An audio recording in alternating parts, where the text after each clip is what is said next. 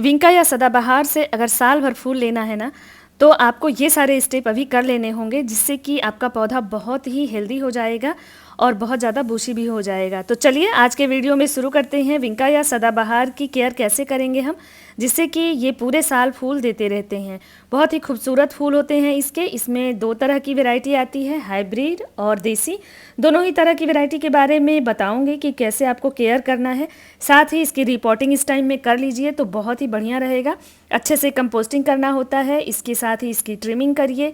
और अगर इससे बोनसाई बनाना है तो भी आप क्या कर सकते हैं, इन सब चीज़ों पे बात करने वाली हूँ। साथ ही इसकी कटिंग को इजली कैसे ग्रो कर सकते हैं, ये सब भी हम लोग जानेंगे। तो चलिए इस वीडियो को शुरू करते हैं। हेलो दोस्तों, कैसे हैं आप सभी? उम्मीद करती हूँ आप सभी बहुत ही अच्छे होंगे, गार्डनिंग करके बहुत ही खुश होंगे। अगर चैनल पे पहली बार आए हैं तो चैनल को सब्सक्राइब जरूर करिएगा, वीडियो को लाइक करिएगा, अपने दोस्तों में शेयर करिएगा ताकि उनको भी टिप्स और ट्रिक्स मिलती रहे। विंका या सदाबहार पूरे साल फूल देने वाला पौधा है और इसकी बहुत सारी वैरायटी आती है, बहुत सारे कलर आते हैं।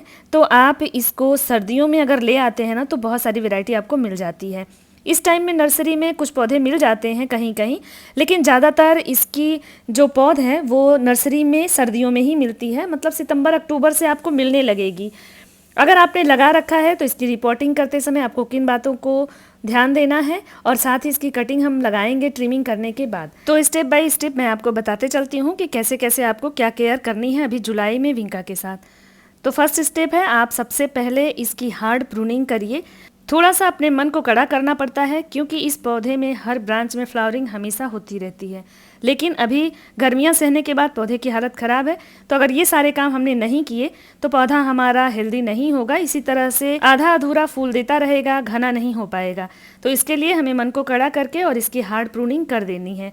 भले ही फूल इसमें आते हों तो क्या हुआ, जुलाई में आप ये काम ज़रूर कर लें। अच्छे से इसकी ट्रिमिंग कर दीजिए। अगर आप बोनसाई बना रहे हैं, जैसे मैं इन चारों पौधों को बोनसाई बना रही हूँ, तो इसमें भी आपको यही सारे स्टेप करने हैं। कटिंग से लगाने के बाद जैसे जैसे ग्रो होता है तो टाइम टू टाइम बोनसाई में थोड़ा ज़्यादा आपको कटिंग करनी पड़ती है। फिलहाल ये सारे स्टेप आप अपने बोनसाई पौधे के साथ भी कर सकते हैं कटिंग लगाने के बाद, और अगर आपने नया पौधा कोई ऐड किया है तो भी आप उसके साथ कर सकते हैं। अच्छे से हार्ड प्रूनिंग करिए। इसके बाद हम इसकी मिट्टी की गुड़ाई करेंगे। यहाँ पे मैंने बहुत छोटे से पॉट में लगाया हुआ था, लेकिन अब इसको मुझे थोड़ा सा बड़े पॉट में शिफ्ट करना है।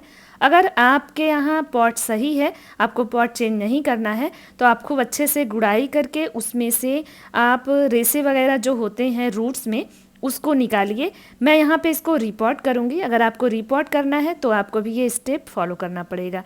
धीरे धीरे अच्छे से गुड़ाई करके हम इस पौधे को बाहर निकालेंगे।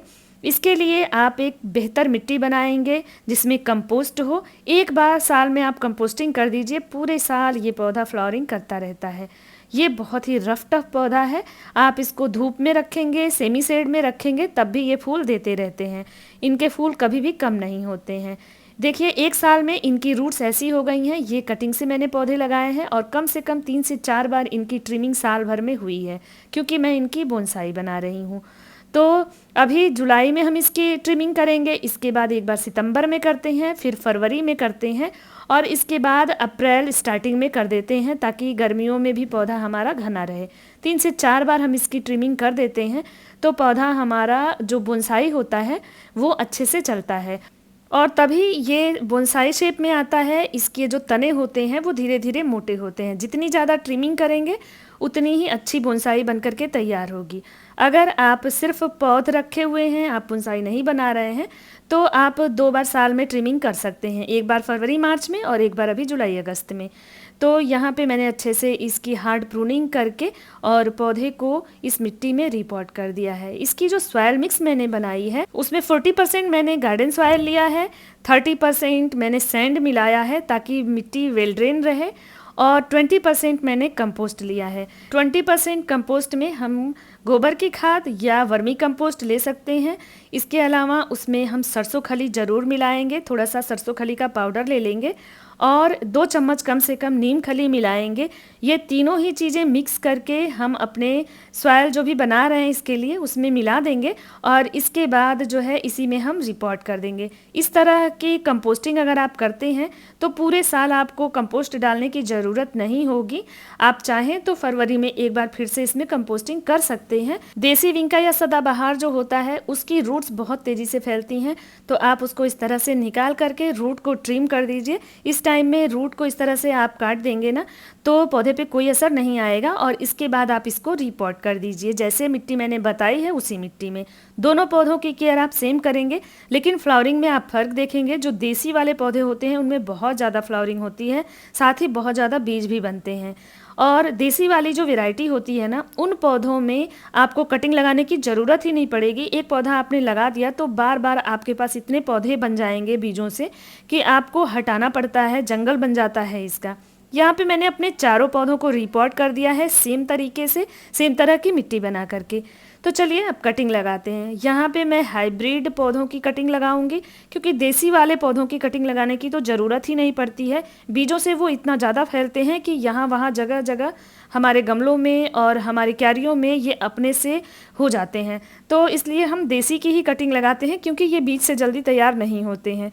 वैसे बीज इसमें भी बनते हैं, आप चाहें तो इनको भी बीजों से तैयार कर सकते हैं, थोड़ा टाइम ज़्यादा लगता है। कटिंग से ये बहुत तेज़ी से तैयार हो जाता है, तो कोशिश करिए आप कटिंग लगाइए। यहाँ पे मैंने जितनी भी कटिंग निकाली थी सबकी पत्तियाँ हटा दिया है मैंने। पौधे को सीधा लगाना है, इस बात का ध्यान रखिएगा, ब्रांच को सीधा रखिएगा। इसके बाद एलोवेरा की एक पत्ती लीजिए और उसमें इस तरह से डिप डिप करके कटिंग को हम लगा देंगे। एलोवेरा की जो पत्ती होती है उसमें जो जेल होता है वो रूटिंग हार्मोन का काम करेगा, जिससे रूट जल्दी बनने लगते हैं। यहाँ पे मैंने 50% सैंड और 50% गार्डन सॉइल लिया है जिसमें मैं ये कटिंग लगा रही हूँ, या फिर आप सिर्फ सैंड में भी इसकी कटिंग लगा देंगे तो ये भी चल जाता है। पानी का आपको ध्यान देना होगा। यहाँ पे ये ग्रो बैग में मैं लगा रही हूँ, इसमें एक में कम से कम 6 से 7 कटिंग मैं लगाऊंगी। एक साथ बंच में अगर हम कटिंग लगाते हैं तो कटिंग चलने की उम्मीद ज़्यादा होती है, इसलिए इस छोटे से 3 से 4 इंच के ग्रो बैग में 6 से 7 कटिंग लगाएंगे, जिससे ज़्यादातर कटिंग चलने की उम्मीद होगी। ज़्यादा कटिंग लगाएंगे तो कुछ कटिंग चल जाएंगी अच्छे से, हो सकता है कुछ ना भी चलें। जो वीक टहनियाँ होंगी ना हो सकता है वो रूटिंग ना करें, तो इसलिए इकट्ठा लगाइए। बहुत सारी कटिंग निकल जाती है इसकी, तो एक बार आप जब भी ट्रिमिंग करेंगे ना तो बहुत सारी कटिंग आपको मिल जाएगी। जब भी इसकी कटिंग करिए ना तो कटिंग लगाइए ज़रूर, दोस्तों में शेयर करिए इनकी कटिंग्स को, अपने आस पड़ोस में दीजिए। जितनी भी कटिंग आप शेयर करेंगे आपको अच्छा लगेगा। तो यहाँ पे मैं सारे कटिंग को अच्छे से लगा रही हूँ। लगाने के बाद आपको खूब अच्छे से मिट्टी को प्रेस करना है, खूब अच्छे से मिट्टी को दबाएंगे ताकि पौधा हमारा हिले नहीं। अभी आप जितना हिला सकते हैं हिला दीजिए। लगाने के बाद इसको बिल्कुल भी हमें हिलाना नहीं है, बहुत आराम से पानी देना है।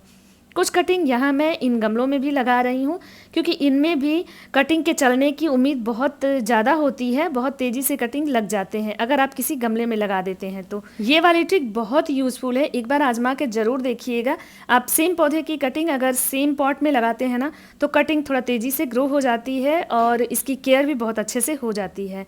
तो बस अब सारे काम कर लिया है। इसके बाद हम अपने पौधों को सेमी शेड में शिफ्ट करेंगे, धूप में बिल्कुल नहीं रखेंगे, बारिश के पानी में बिल्कुल नहीं रखेंगे। और 15-20 दिनों में ये जब ग्रो करने लगेंगे इसके बाद हम इसको बाहर शिफ्ट कर देंगे। खूब अच्छे से भर के पानी तो अगर अभी दूसरी तक ये बार सारे जब काम पानी नहीं सूख किए हैं जाए तो तभी अपने हमें सदाबहार पानी को देना है। तैयार कर लीजिए और ये इतना बुशी हो जाएगा, इतना फूल देगा कि बहुत ही सुंदर लगता है। सारे कटिंग को भी हम पानी दे देंगे। तो होप इन्फॉर्मेशन अच्छी लगी होगी, अच्छी लगी है तो कमेंट करिएगा, मैं रिप्लाई कोई query करूंगी। हो तो भी और आप वीडियो को लाइक जरूर कर दीजिएगा, दोस्तों में शेयर जरूर करिएगा और सब्सक्राइब करिएगा। फिर मिलते हैं एक नए इन्फॉर्मेशन के साथ, तब तक के लिए थैंक यू, बाय बाय।